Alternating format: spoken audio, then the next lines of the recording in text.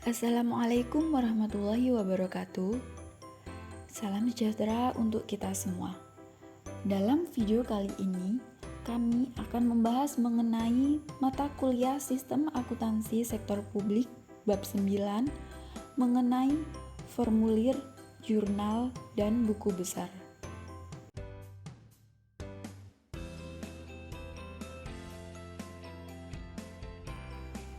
Sebelum beranjak ke materi, izinkan kami dari kelompok 9 untuk memperkenalkan anggota dari kelompok kami.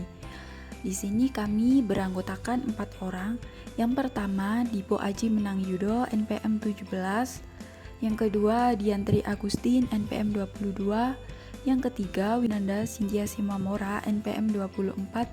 Dan yang terakhir, Salwa Dwita, NPM 41. Desain dan penggunaan dokumen bisnis dalam sektor publik, yaitu ada dua bagian. Yang pertama ada pentingnya formulir dalam akuntansi yang dibagi menjadi tiga, yaitu yang pertama sebagai silent partners. Di dalamnya itu terdapat ada 4 bagian, yaitu yang pertama menetapkan tanggung jawab, yang kedua mengurangi terjadinya kesalahan, yang ketiga ada pemindahan informasi, dan yang terakhir ada mencatat transaksi masa lampau atau melengkapi transaksi. Bagian yang kedua yaitu memberita suatu tindakan atau mencatat, yang di dalamnya terdapat ada 3 macam, yaitu pertama formulir permintaan pembelian, yang kedua ada formulir pemberitahuan upah, dan yang terakhir ada formulir permintaan bahan baku. Dan bagian terakhir yaitu ada digunakan untuk menunjukkan suatu tindakan diambil, yaitu terdapat ada 4 macam, yaitu pertama faktur penjualan, yang kedua ada faktur pembelian, dan yang ketiga ada laporan penerimaan, dan yang terakhir kartu absensi. Selanjutnya bagian kedua dari desain dan penggunaan dokumen bisnis dalam sektor publik, yaitu ada formulir dalam hubungan dengan pengendalian dan penyelidikan, dibagi menjadi dua, yaitu pertama pentingnya pengendalian atas formulir, dan yang kedua ada formulir dan sistem akuntansi. Di dalam pentingnya pengendalian atas formulir tersebut ada 4 makna, yaitu yang pertama jika suatu harus dicatat maka formulir harus digunakan. Yang kedua, pemakaian formulir akan mengurangi waktu yang dibutuhkan jika informasi dicatat berulang-ulang. Yang ketiga ada formulir harus digunakan untuk mencatat informasi yang berkaitan pada tempat yang sama. Dan yang terakhir, formulir digunakan untuk menetapkan tanggung jawab. Selanjutnya yaitu formulir dan sistem akuntansi, yaitu penyelidikan atas formulir bisa menyempurnakan penggunaan sistem akuntansi. Hal ini bisa dilakukan penelusuran terhadap penggunaan formulir. Selanjutnya yaitu ada dokumen-dokumen sebelum transaksi. Yang pertama ada dokumen setelah pengesahan anggaran, yaitu ada 4 dokumen. Yang pertama dokumen peraturan daerah tentang anggaran pendapatan dan belanja daerah. Yang kedua ada dokumen peraturan KTH penjabaran APBD. Yang ketiga ada dokumen ringkasan peraturan KTH penjabaran APBD, dan terakhir ada dokumen penjabaran APBD. Yang kedua yaitu ada dokumen pengajuan belanja oleh unit kerja, di mana di sini ada 6 dokumen, yaitu yang pertama dokumen DPA SPKPT, yang kedua ada dokumen anggaran kas, yang ketiga ada dokumen penyediaan dana anggaran belanja daerah, yang keempat ada dokumen SPP, yang kelima ada dokumen SPM, dan yang terakhir ada dokumen register SPM UP atau garis miring GU garis miring TU garis miring FS. Yang ketiga yaitu ada dokumen kas pemerintahan, yaitu dokumen kas dibagi menjadi 3, yaitu dokumen kas manajemen kas, dokumen pencairan kas ke unit kerja, dan dokumen penerimaan kas oleh unit kerja. Di dalam dokumen manajemen kas ini dibagi menjadi 2 lagi, yaitu dokumen anggaran kas penerimaan dan dokumen anggaran kas pengeluaran. Dan yang kedua yaitu dokumen pencairan kas ke unit kerja, ini yaitu SP2D atau surat perintah pencairan dana. Yang ketiga yaitu dokumen penerimaan kas oleh unit kerja, yaitu seperti buku besar pembantu penerimaan kas. Selanjutnya yaitu keempat, yaitu dokumen pencairan kas ke unit kerja. Yang kelima yaitu ada dokumen penerimaan kas ke unit kerja. Bukti transaksi. Bukti transaksi merupakan bukti tertulis yang mencatat atau merekap seluruh kegiatan transaksi yang terjadi pada suatu perusahaan atau sebuah bisnis. Bukti transaksi memiliki peran penting dalam mencegah munculnya permasalahan dalam hal keuangan di waktu yang akan datang. Bukti transaksi yang sudah dicatat akan pegangan untuk mempermudah tim akuntan perusahaan atau sebuah bisnis dalam menyusun laporan keuangan. Banyak manfaat yang bisa didapatkan dari adanya pencatatan bukti transaksi secara urut dan rutin. Selain bisa untuk mengetahui siapa yang bertanggung jawab dalam sebuah transaksi yang sudah terjadi, bukti transaksi juga bisa mencegah terjadinya kesalahan dalam perhitungan finansial sebuah bisnis atau perusahaan. Tujuan bukti transaksi. Adanya pencatatan transaksi dalam bentuk sebuah bukti transaksi bukan tanpa tujuan. Adanya beberapa tujuan dari pencatatan transaksi, yaitu yang pertama, untuk memberikan informasi yang rinci dan detail mengenai perubahan pada sumber finansial sebuah bisnis atau perusahaan yang terjadi akibat adanya aktivitas usaha yang disebut dengan transaksi. Yang kedua yaitu untuk memberikan informasi yang berkaitan dengan sumber-sumber finansial, modal perusahaan, serta kewajiban yang harus dibayarkan. Yang ketiga yaitu untuk memberikan informasi keuangan yang dapat membantu perusahaan untuk memperkirakan potensi perusahaan untuk mendapatkan keuntungan ke depannya. Yang keempat yaitu untuk memberikan informasi yang berkaitan dengan laporan keuangan perusahaan yang relevan kepada pengguna laporan keuangan. Dan yang terakhir yaitu untuk menghindari terjadinya selisih atau kesalahan dalam pencatatan keuangan sebuah bisnis atau perusahaan. Dalam hal ini, seluruh bukti transaksi yang ada harus disimpan dengan rapi. Yang selanjutnya yaitu bukti transaksi.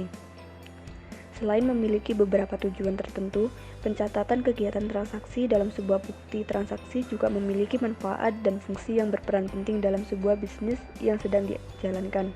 Secara umum, manfaat dari bukti transaksi yaitu yang pertama, dapat mengurangi kemungkinan terjadinya kesalahan atau selisih dalam pencatatan akuntansi dengan cara menyatakan transaksi dalam bentuk tulisan. Yang kedua yaitu berfungsi sebagai dasar untuk pencatatan akuntansi. Yang ketiga yaitu menghindari duplikasi pada pengumpulan data keuangan. Yang keempat, dapat diketahui pihak yang bertanggung jawab atas terjadinya transaksi. Dan yang kelima yaitu bisa menjadi media yang berisikan data informasi keuangan. Dan selanjutnya yaitu ada jenis-jenis bukti transaksi. Secara garis besar, bukti transaksi terbagi menjadi dua kategori, yaitu bukti transaksi internal dan bukti transaksi eksternal. Bukti transaksi internal sendiri merupakan bukti transaksi yang berasal dari dalam perusahaan atau sebuah bidang bisnis. Transaksi yang terjadi biasanya dilakukan oleh pihak profesionalia perusahaan untuk keperluan internal. Transaksi yang dibuat maupun transaksi yang dikeluarkan semuanya berasal dan berdasarkan atas kebutuhan perusahaan. Contohnya yaitu dari bukti transaksi internal, misalnya memo dari pimpinan perusahaan kepada karyawan kantor, atau adanya perubahan nilai finansial karena penyusunan aset perusahaan. Bisa juga kebutuhan perlengkapan kantor di berbagai bidang divisi yang ada dalam perusahaan. Bukti transaksi eksternal sendiri merupakan bukti pencatatan transaksi yang berlangsung antara pihak perusahaan dengan pihak dari luar perusahaan. Dan yang terakhir yaitu ada macam-macam bukti transaksi. Macam-macam bukti transaksi sendiri itu ada banyak. Berikut merupakan bukti transaksi baik dari transaksi internal dan juga eksternal.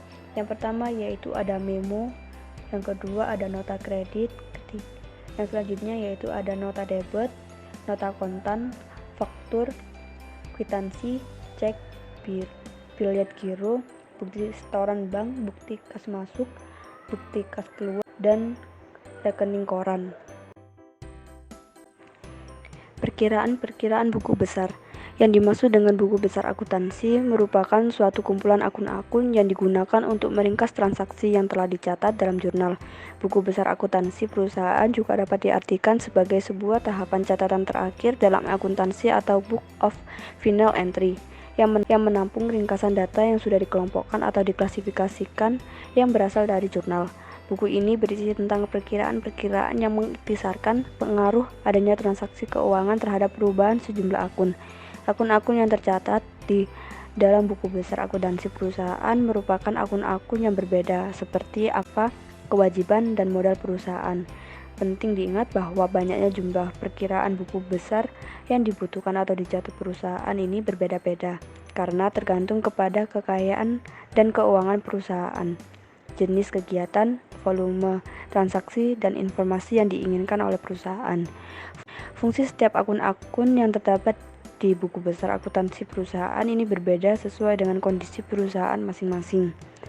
Buku besar berfungsi untuk meringkas semua data transaksi yang sudah tertulis di dalam jurnal umum. Selain itu digunakan sebagai alat untuk menggolongkan data keuangan dari yang jumlahnya besar hingga kecil. Semua data yang sudah ditulis di jurnal harus dicatat atau digolongkan lagi dalam buku besar untuk menyeimbangkan jumlah akun yang ada dalam kolom debit dan kolom kredit, dan juga sebagai bahan informasi ketika menyusun laporan keuangan. Lalu untuk fungsi beberapa khusus buku besar akuntansi yaitu sebagai berikut. Yang pertama, proses pencatatan data transaksi keuangan dalam bisnis harus terjadi selama periode akuntansi, baik saat ini maupun seterusnya. Media klasifikasi dan pencatatan kode data transaksi yang bersumber dari akun-akun perusahaan. Yang ketiga, itu sebagai bukti atau validasi dari semua data yang telah terkumpul. Yang keempat, pembaruan terhadap akun yang terdapat pada buku besar umum dan berkas-berkas data transaksi. Yang kelima, yaitu sebagai pencatatan penyesuaian terhadap akun-akun perusahaan. Dan yang terakhir, yaitu persiapan laporan keuangan di akhir periode akuntansi. Selain fungsi-fungsi dari buku besar akuntansi perusahaan di atas, ada pula manfaat dari buku besar. Di antaranya yaitu, yang pertama, pencatatan data transaksi bisnis yang akurat. Setiap data tersebut akan lebih mudah dipertanggungjawabkan ketika akhir periode pada saat pembuatan laporan keuangan. Dengan catatan data transaksi yang tepat dan akurat, maka pembuatan laporan keuangan akan lebih mudah juga. Yang kedua yaitu memposting semua transaksi yang terjadi dalam bisnis dengan benar berdasarkan akun-akun perusahaan. Yang ketiga yaitu menyeimbangkan debit dan kredit dalam akun perusahaan. Dan yang terakhir yaitu mempermudah proses pembuatan jurnal penyesuaian dengan catatan data transaksi yang akurat. Bentuk buku besar. Jika bermacam-macam buku besar digunakan, maka neraca saldo yang dikonsolidasikan harus disusun terlebih dahulu sebelum penyusunan laporan keuangan. Hal ini berarti bahwa neraca saldo cabang harus dikonsolidasikan atau digabungkan dengan neraca saldo pusat. Dalam neraca saldo yang digabungkan ini, perkiraan timbul balik harus dieliminasi atau dihapuskan. Berikut merupakan contoh format buku besar pada pemerintah daerah. Dapat dilihat pada gambar. Dalam tata cara pengisiannya itu, yang pertama adalah pada kolom 1 itu diisi dengan tanggal transaksi, penerimaan kas, pengeluaran kas, transaksi ataupun kejadian selain kas yang didasarkan pada tanggal atau nota kredit, nota debit, rekening koran, dan bank dari suatu bukti transaksi. Nah, pada yang kolom kedua itu diisi dengan uraian kode rekening aktiva, kewajiban, ekuitas dana, pendapatan, belanja ataupun pembiayaan. Pada kolom 3 itu diisi dengan tanda centang atau kode tertentu yang menyatakan bahwa transaksi tersebut mengalami kejadian penerimaan kas, pengeluaran kas, ataupun yang lainnya. Nah, pada kolom 4 diisi dengan jumlah rupiah sisi debit, dan pada kolom 5 itu diisi dengan jumlah rupiah dalam sisi kredit. Selanjutnya pada kolom 6 itu diisi dengan akumulasi jumlah rupiah pengeluaran kas sampai dengan saat tertentu. Ini biasanya perhitungan saldo ini dilakukan setiap periode waktu tertentu, bisa pada harian, mingguan, bulanan, triwulan ataupun tahunan, sebagai media cek silang ataupun cross check dengan jurnal ataupun buku besar pembantu. Selanjutnya adalah buku besar pembantu. Buku besar pembantu ini berisikan tentang perkiraan-perkiraan yang dipindahkan dari buku besar untuk memudahkan penyusunan neraca saldo dan laporan keuangan. Banyaknya buku besar pembantu yang digunakan dalam suatu organisasi ini tergantung dari kebutuhan organisasi yang bersangkutan, yang dimana itu ditentukan oleh yang pertama adalah banyaknya karyawan yang mengerjakan bermacam-macam buku, yang kedua luasnya organisasi, dan yang ketiga adalah langkah-langkah yang telah diambil untuk pengecekan internal dari pekerjaan akuntansi. Format buku besar pembantu dapat dilihat pada gambar berikut ini, dan tata cara pengisiannya adalah pada kolom pertama itu diisi dengan nomor urut transaksi, baik itu penerimaan kas, pengeluaran kas, ataupun transaksi kejadian selain kas. Nah, yang selanjutnya pada kolom kedua itu diisi dengan tanggal transaksi yang didasarkan pada tanggal nota kredit, nota debit, rekening koran dari bank, ataupun bukti transaksi lainnya yang sah. Yang selanjutnya pada kolom 3 diisi dengan nomor bukti transaksi, misalnya nomor STS, SP2D, nota debit, nota kredit, ataupun bukti lainnya yang sah. Nah, pada kolom 4 itu biasanya diisi dengan uraian kode rekening aktiva, kewajiban, ekuitas dana, pendapatan, belanja, dan pembiayaan. Dan pada kolom 5 ini diisi dengan tanda centang ataupun kode tertentu yang menyatakan bahwa transaksi tersebut telah dicek ataupun telah disilang dengan buku besar. Nah, pada kolom 6 diisi dengan jumlah rupiah, kolom 7 juga diisi dengan jumlah rupiah, dan selanjutnya pada kolom 8 itu diisi dengan akuntansi jumlah rupiah pengeluaran kas sampai dengan tanggal tertentu sebagai media cek silang dengan buku besar. Nah, untuk catatannya, tidak semua rekening buku besar ini memerlukan buku besar pembantu. Jadi, tergantung kepada kebutuhan. Yang selanjutnya yaitu mengenai surat pertanggungjawaban. Surat pertanggungjawaban atau SPJ merupakan suatu bentuk laporan pengeluaran keuangan atas suatu kegiatan yang telah diselenggarakan oleh SKPD untuk 1 tahun anggaran. Pada setiap kegiatan yang telah diselenggarakan akan dibuat surat pertanggungjawabannya atau di SPJ yang bermaksud untuk mengetahui sejauh mana hasil pelaksanaan kegiatan yang telah dilakukan selama 1 tahun sebagai bahan evaluasi untuk perbaikan di masa yang akan datang. Fungsi yang terkait. Di sini ada beberapa fungsi yang terkait dengan penyusunan surat pertanggungjawaban atau SPJ. Yang pertama yaitu kepala dinas. Fungsi kepala dinas di sini yaitu untuk perumusan, penetapan, pengaturan, dan koordinasi pelaksanaan kebijakan serta penanggung jawab keuangan. Lalu yang kedua yaitu sekretariat. Fungsi sekretariat di sini adalah mengelola urusan keuangan, kepegawaian, dan umum. Nah, dalam hal ini pengajuan anggaran kepada pemerintah. Lalu yang ketiga yaitu Kasubag Keuangan. Kasubag Keuangan juga disebut sebagai penerbit SPM, itu mempunyai fungsi sebagai pejabat yang diberikan kewenangan untuk menguji penerbitan dan menandatangani SPM. Lalu yang keempat yaitu Bendahara Pengeluaran. Fungsi dari Bendahara Pengeluaran yaitu untuk menerima, menyimpan, menata usahakan, dan mempertanggungjawabkan uang untuk keperluan belanja negara terkait pengeluaran.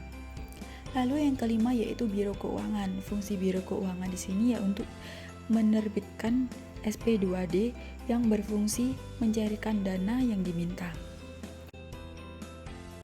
Dokumen yang digunakan. Di sini terdapat 4 dokumen yang digunakan untuk penyusunan surat pertanggungjawaban atau SPJ. Yang pertama yaitu SPP, yaitu dokumen yang berisikan surat perintah pembayaran yang diajukan oleh pengguna anggaran atau PA atau kuasa PA atau pula pejabat yang ditunjuk kepada pejabat penerbit SPM. Lalu yang kedua yaitu SPM, yaitu dokumen yang digunakan atau diterbitkan oleh pejabat penerbit SPM untuk menyarankan alokasi dana setelah melalui pengujian SPP. Yang ketiga yaitu SP2D, yaitu dokumen yang bisa disebut dengan dokumen surat perintah pencairan dana yang diterbitkan oleh Pemda pada khususnya yaitu Biro Keuangan. Lalu yang terakhir yaitu daftar normatif, yaitu dokumen yang melengkapi pengajuan SPP kepada pejabat penerbit SPM yang terdiri dari surat setoran pajak dan surat pertanggungjawaban belanja langsung.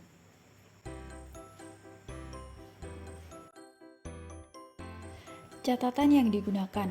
Sedangkan catatan yang digunakan dalam pelaksanaan SPJ yaitu bukti memorial yang digunakan oleh subbagian keuangan untuk mencatat nilai ekonomi persediaan yang terpakai dan masih tersisa. Laporan yang dihasilkan. Di sini ada dua laporan yang dihasilkan dari surat pertanggungjawaban. Yang pertama yaitu buku besar pembantu yang digunakan untuk mencatat rincian rekening tertentu yang ada di buku besar. Lalu yang kedua yaitu buku besar sendiri, yaitu suatu buku yang berisi kumpulan rekening atau perkiraan yang telah dicatat dalam jurnal. Demikian video mengenai pemaparan materi formulir jurnal dan buku besar dari kami kelompok 9. Apabila ada kekurangan dalam video ini, kami mohon maaf. Dan terima kasih telah menyaksikan video ini hingga akhir. Semoga bermanfaat dan wassalamualaikum warahmatullahi wabarakatuh.